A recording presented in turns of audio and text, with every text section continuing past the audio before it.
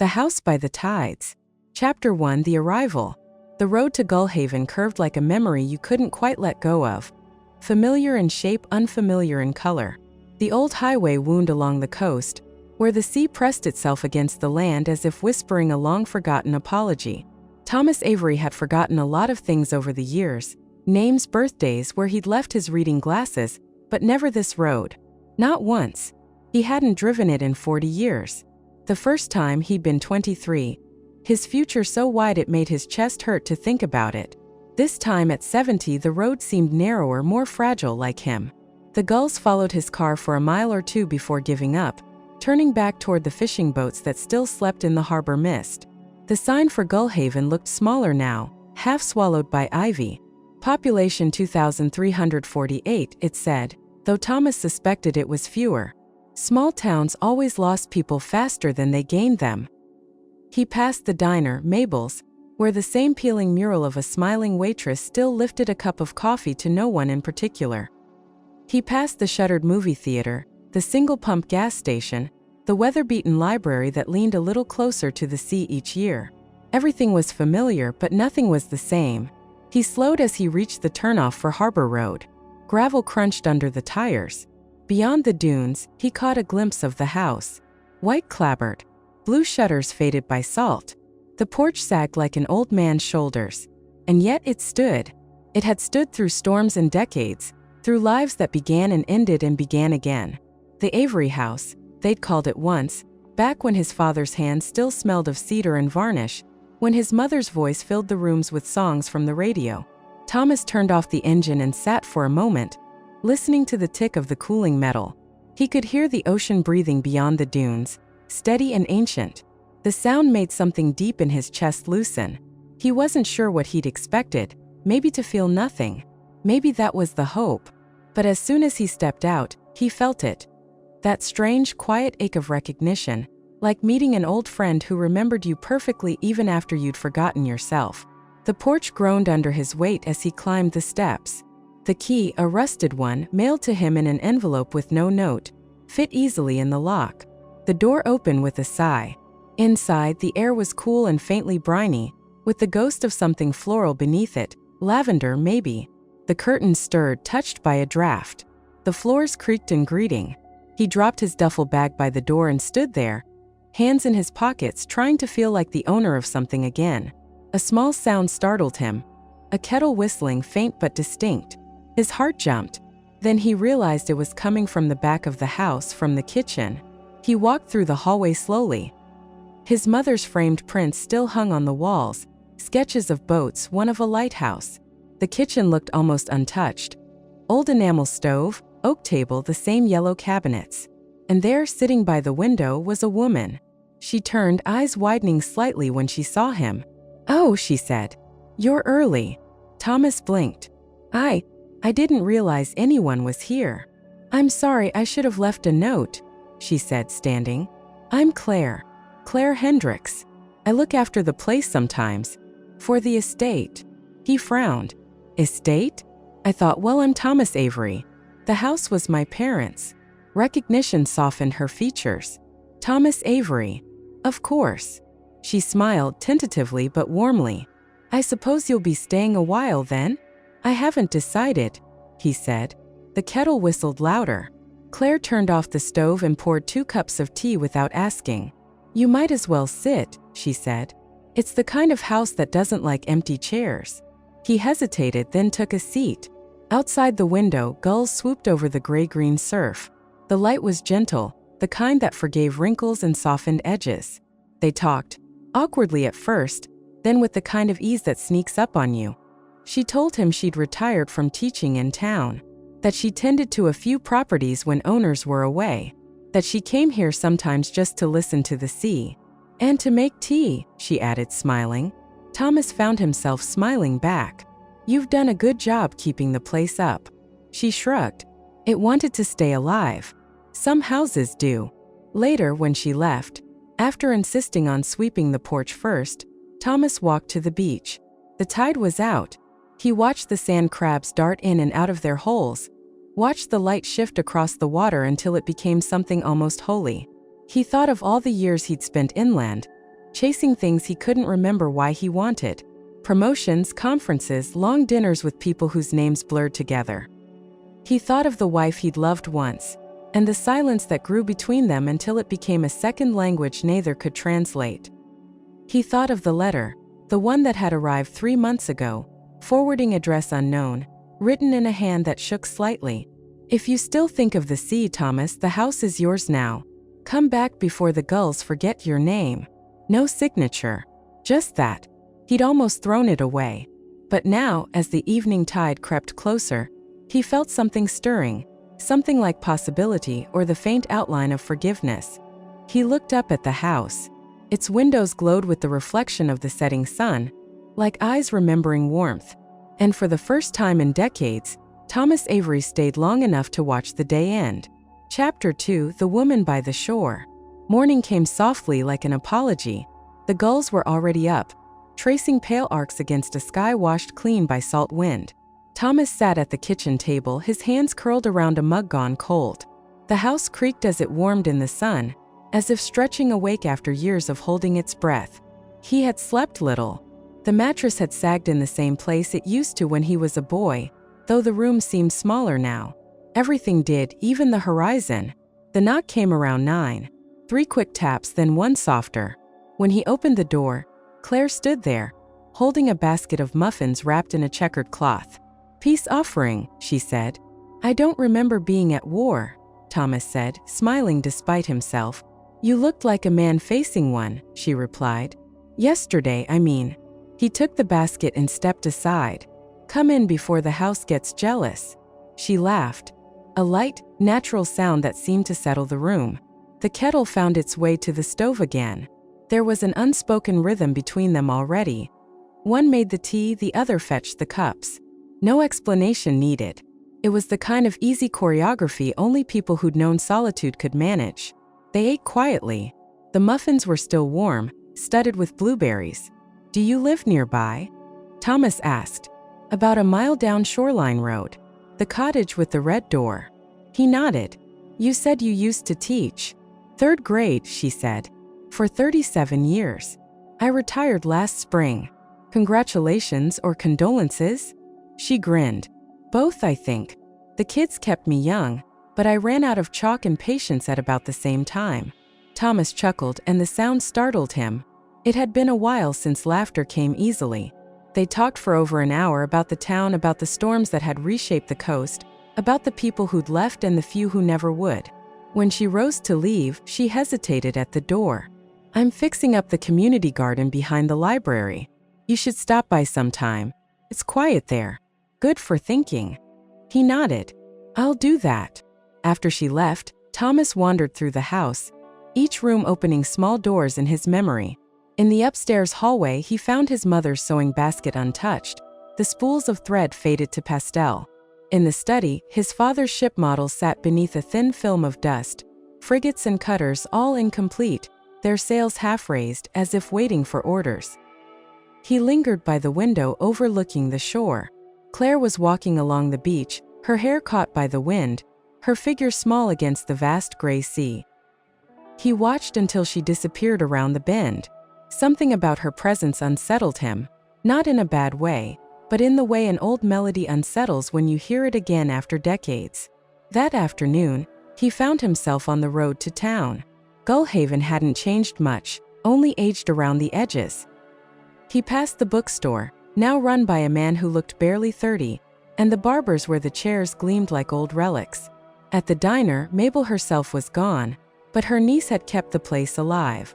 The smell of coffee and fried dough clung to the air like a promise. "Thomas Avery," she said when he ordered. "I thought that was you. Claire said you were back." He smiled faintly. "Word travels fast." "Fast and sideways," she replied. "She's good people, Claire. Doesn't let the tide wash her away like the rest of us." He took his coffee to a corner booth and watched the ocean through the window. A fisherman passed by, carrying a net over his shoulder. Somewhere outside, a bell buoy clanged lazily. When he returned to the house, the mail truck had come. There was only one envelope, cream-colored, unmarked. Inside was a single sheet of paper. "You don't have to stay forever. Just long enough to remember what mattered." No signature again. He folded the note slowly, slid it into the drawer of his father's old desk, and went out to the porch. The tide was rising. The air smelled of rain and old wood. He sat there until the first drops began to fall, soft and cold on his hands. A car pulled up then, a blue sedan, headlights glistening through the drizzle. Claire stepped out, holding a small umbrella. "You'll get soaked," she called. "I've survived worse." She walked up the steps, shaking off the rain. "You don't seem like a man who enjoys storms." "I didn't used to, but I think I've grown into them." They stood together under the awning, the sound of rain filling the spaces their words couldn't. "You look different here," she said finally. "How so?" "Like the ocean remembers you." He turned toward her, uncertain whether to laugh or thank her. Instead, he said quietly, "Sometimes I think that's the only thing that does." She studied him for a moment, then reached out and rested her hand lightly on his sleeve, a gesture small enough to vanish if you blinked, but enough to anchor him. "You'd be surprised," she said. And then she left, walking down the path toward the dunes, umbrella tilted like a sail in the wind. Thomas watched until she was gone. When he went back inside, the air seemed different, alive somehow. The kettle began to rattle softly on the stove, and from somewhere upstairs, a shutter knocked faintly against the wall. The house, it seemed, was listening. Chapter 3 Echoes at Low Tide. The fog came in from the ocean before dawn, soft and thick as wool. By the time Thomas reached the town, the street lamps were still glowing faintly, halos in the mist. He parked by the library and walked around to the small patch of earth behind it, the community garden Claire had mentioned. He heard her before he saw her, humming low and tuneless, the sound of someone keeping herself company. She was kneeling by a row of marigolds, gloved hands deep in the soil. A red scarf held back her hair. Beside her, a thermos steamed gently. "You showed up," she said without turning. "I said I would. Most people don't mean it when they say that." "I'm not most people," Thomas replied. She looked up then and smiled. "Good. The world has enough of those." He knelt beside her, awkwardly at first. His knees protested, his back cracked, but the smell of wet earth was grounding, comforting. They worked in companionable silence for a while, pulling weeds and trimming stems. A few bees drifted lazily through the fog. "Used to hate dirt when I was young," he said after a while. "Couldn't wait to get away from anything that smelled like the earth. And now—" He paused, wiping his hands. "Now it feels like something honest. You can't argue with dirt." Claire chuckled. "You sound like my father." He used to say the same thing, except about salt water. Was he a fisherman? Boat mechanic? Spent his life fixing things other people broke? Thomas nodded.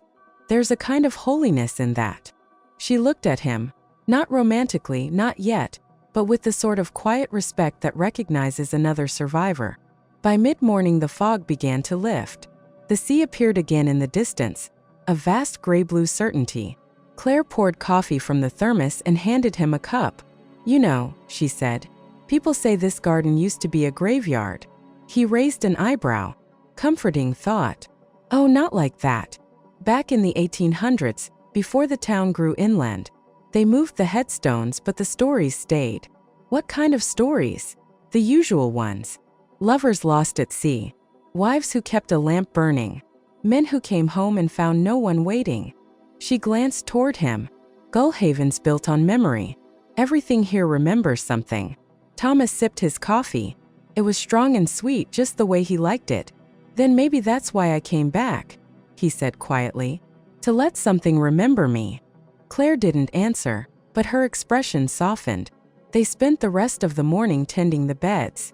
When they finished, she brushed the dirt from her gloves and said, "Come by tomorrow. We're replanting the hydrangeas." "I thought you said this was a community garden." "It is," she said with a wry smile. "You're part of the community now, aren't you?" He didn't argue. That evening, Thomas walked along the beach until the tide began to turn. The sea was calm, its edge glimmering under the pale light. He had always liked the sound of waves, not crashing, not roaring, just breathing. Something caught his eye near the rocks, a glass bottle half buried in the sand. He picked it up. Inside was a folded scrap of paper. He turned it in his hands for a long time before pulling out the cork. The note inside was damp but legible.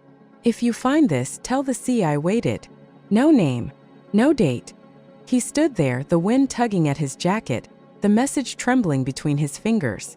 Someone had loved and waited, maybe a lifetime ago, maybe last year. He carried the bottle home and set it on the windowsill of the study, beside his father's unfinished ships. It looked right there. Another relic, another story half told. That night the dream came. He was standing at the water's edge, a lantern in his hand. The light flickered on the waves. From the mist someone approached, a woman's figure, hair blowing wild, her dress white as foam. "Thomas," she said, "you stayed away too long." He woke with the sea in his ears and the echo of his name still lingering. The next morning, Claire was already waiting at the garden gate, pruning shears in hand. "You look like you didn't sleep," she said. "Dreams," he replied. "Ah." She nodded. "The house is famous for that." He frowned. "The house?" "Oh yes. Everyone says it's restless. Always has been. People hear things. A piano sometimes when there isn't one. I suppose every town needs its ghost story. Maybe. But I think some ghosts just want to be remembered kindly." They worked side by side again, and as they did, Thomas told her about the bottle. She listened, her hands stilling on the shears. "That's strange," she murmured. "I used to walk that stretch of beach every morning. Never saw anything like that. Maybe it was waiting for someone else to find it." "Maybe it was waiting for you," she said softly. The words hung between them, delicate as sea glass. At noon the sky cleared completely. The sunlight shimmered across the water, and for a moment everything seemed suspended. The town, the gulls, the quiet rhythm of two people rediscovering what it meant to be seen. When they parted that afternoon, Claire pressed a folded piece of paper into his palm. "For later," she said. He opened it when he got home. It was a hand-drawn map of the coastline. His parents' old property, the dunes, the stretch of shore where he'd found the bottle. At the very edge of the paper, she'd written in small, looping letters, "There's an old tide pool past the rocks. You should see it at sunset. Things that seem gone still live there." Thomas stared at the note for a long time, the words stirring something deep and unfamiliar. Not nostalgia exactly, but a fragile sense of renewal. That evening, he went to the tide pool. The rocks were slippery, the light dimming fast. The pool shimmered like liquid glass, full of tiny fish and bits of coral glowing faintly under the fading sun. And there, caught in the hollow of a stone, was another message. This one was written on sea-stained paper, the ink blurred by salt but still legible. "Not all who leave are lost." Thomas exhaled slowly. Somewhere behind him, he thought he heard a voice call his name, or maybe it was the wind moving through the reeds. Either way, he felt less alone than he had in years. Chapter 4: The Season of Return. The wind shifted that morning. Not stronger, just different. The kind of change only someone who'd lived by the water long enough could feel. It carried the scent of rain, mingled with something else, the faint sweetness of lilacs from somewhere inland. Thomas stood on the porch, watching gulls wheel above the surf. The sea was restless today, the horizon bruised by a low band of clouds. In his hand he still held the latest message, its edges curling like the memory of a voice fading away. "Not all who leave are lost." He'd turned the words over all night, like a stone he couldn't quite set down. Who had written them? Why here, in this forgotten corner of coast? And why did they feel so personal, as though the tide itself were speaking to him? He made coffee and let it go cold. Around 10, he heard the familiar crunch of footsteps on gravel. Claire appeared, wind-tossed and smiling, a canvas satchel slung over her shoulder. "You didn't come to the garden," she said. "I got distracted," Thomas admitted. "Found another note." Her eyes brightened. "Another?" He nodded, handed it to her. She read it slowly, lips moving soundlessly. When she finished, she looked up. "Do you think someone's trying to tell you something?" He smiled faintly. "If they are, they're taking their time about it. Maybe that's the only way the sea knows how to talk," she said, setting the paper down gently. She joined him on the porch steps, tucking a strand of hair behind her ear. They sat quietly, watching the tide creep closer. "Do you ever wonder," she said after a long while, "why some of us come back and others never do? Every day, Thomas said. I used to think I'd leave this place for good, she said. When I was younger, I thought small towns were traps. But now, she smiled faintly, now I think they're the only places that forgive us for staying.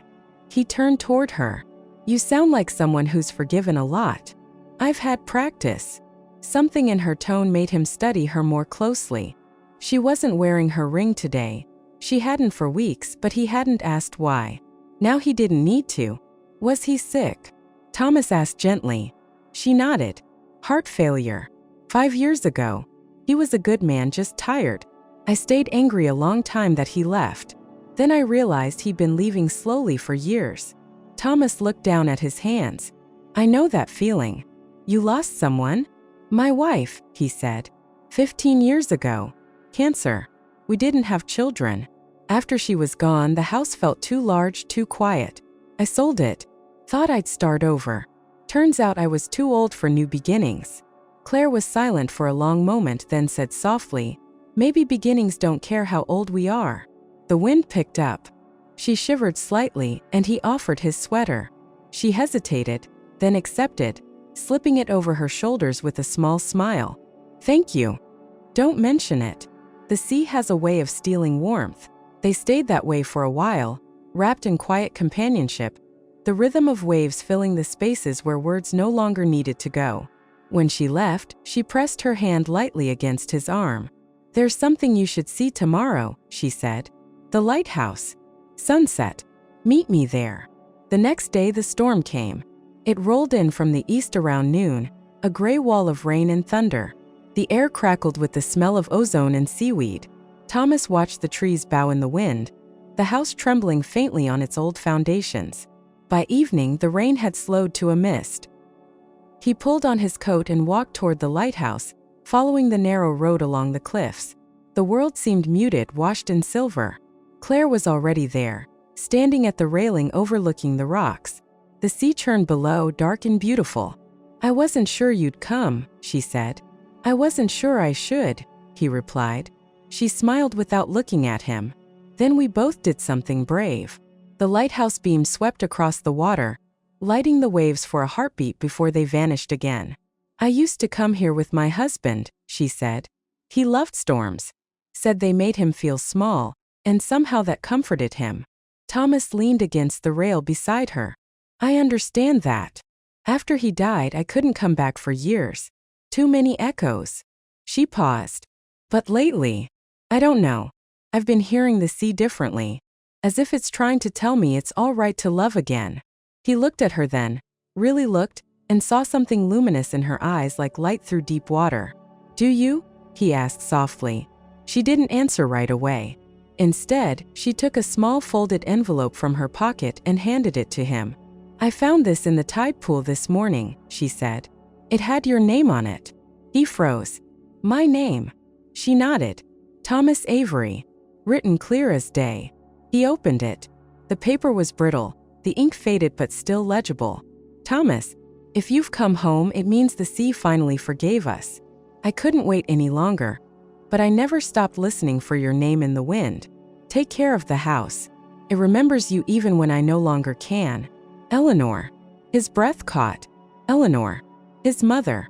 He read it twice, 3 times, unable to speak. The handwriting was hers, unmistakable. Claire watched him carefully. It must have washed loose somehow, maybe from one of the old dunes after the storm. Thomas nodded slowly. She used to write notes like this and hide them in strange places.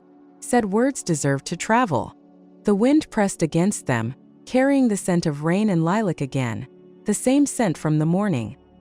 He folded the letter gently, tucked it into his coat pocket. I think, he said quietly, I've been waiting for permission to come back. Maybe this was it. Claire's hand found his. They stood like that until the lighthouse beam passed over them again, 2 figures outlined against the vast breathing sea. When they finally turned to leave, the storm had cleared. The air was cool and full of stars. As they walked down the path together, Thomas glanced back once. The lighthouse beam swept across the water one last time, and for a moment, he thought he saw someone standing by the rocks below, her hand raised in quiet farewell. Chapter 5: The Glow of Evening. By late September, the light changed. It wasn't something you noticed all at once, just a softness at the edges of things, the way the sea began to silver earlier in the day, how the shadows lengthened before you were ready for them. Thomas Avery had lived through 70 autumns, but this one felt different. It didn't feel like an ending. It felt like something quietly beginning again. He and Claire had fallen into a rhythm that neither of them tried to name. Some mornings she arrived with her basket of muffins. Some mornings he walked to her cottage with a newspaper folded under his arm. They shared tea, planted winter flowers, mended old screens. They talked about small things, tides, birds, recipes, and somehow, without planning it, talked about the larger ones too. There was no declaration, no grand confession, just the slow, unhurried comfort of being needed again. One afternoon, while repairing the porch railing, Thomas found another note, the last one. It was wedged between two boards, sealed in a fragment of glass. The ink was faint but readable. If you find this, Thomas, stop running. The sea keeps what it loves. He read it aloud, his voice barely above a whisper. Claire stood behind him, her hand resting lightly on his shoulder. She was right, Claire said. About what? That the sea keeps what it loves. And so do we, if we let ourselves. He turned to her, seeing how the wind played through her gray-streaked hair, how the sunlight caught her eyes. For the first time since he'd come home, he reached for her hand without hesitation. They sat together on the steps as the afternoon light deepened toward gold. The waves rolled in slow and steady, like an old song finding its final verse. Funny, he said. I spent most of my life trying to get away from this place. Thought the world was waiting somewhere else. And was it? She asked. He shook his head. No, just more roads that led back here. Claire smiled. Sometimes that's the point. The road isn't punishment. It's the way home. A gull cried overhead, a single long arc of sound. The house creaked contentedly behind them. For a while neither spoke. The air smelled of salt and pine and something sweet Claire had baked that morning. He felt a stillness he hadn't known since childhood. A sense that, for once, time wasn't something to endure but to inhabit. As dusk settled, Claire stood. Walk with me. They followed the shoreline until the water touched their shoes. The tide was rising, but gently, as if the sea itself had decided to be kind tonight. The sun hung low, a red ember sinking into the horizon. I used to hate evenings, Thomas said. They always felt like loss, like something closing. And now, he watched the light shimmer across the water. Now they feel like forgiveness. Claire slipped her arm through his. Then we're both forgiven. They stood there as the last of the sun dissolved into the sea, the glow lingering long after the light was gone. When they returned to the house, the windows were bright with lamplight. It looked almost young again, its paint glowing pale against the dark. Inside, the kettle hummed softly. Thomas poured 2 cups of tea, and they sat by the window overlooking the shore. The surf moved in and out like a steady breath. Do you think you'll stay? Claire asked. He looked around the room, the worn wood, the photographs, the soft scent of lavender that never seemed to fade. I think I already have. She smiled, reaching for his hand. Then the house got what it wanted. He chuckled. And what's that? To be lived in again. They sat in silence, hands entwined, the world beyond the glass slowly fading into night. Outside, the tide reached its highest point and began, almost imperceptibly, to retreat, carrying with it whatever needed to be gone, leaving behind what was meant to stay. When Thomas looked toward the horizon one last time, he thought he saw her, the faint silhouette of a woman standing in the surf, her face turned toward the stars. His mother, maybe, or memory itself. She raised her hand in a gentle, timeless gesture, not goodbye but blessing. The sea shimmered, the night deepened, and the house by the tides glowed softly in the dark, alive once more. Epilogue: the glow of evening. Years later, when the locals spoke of the Avery house, they said it had changed after Thomas came back. The shutters stopped rattling in storms. The porch light stayed on longer. And sometimes, when the fog rolled in at dawn, 2 figures could be seen walking the beach together, slowly side by side. The way the tide returns again and again, to the shore it never truly left. End of novella. The House by the Tides.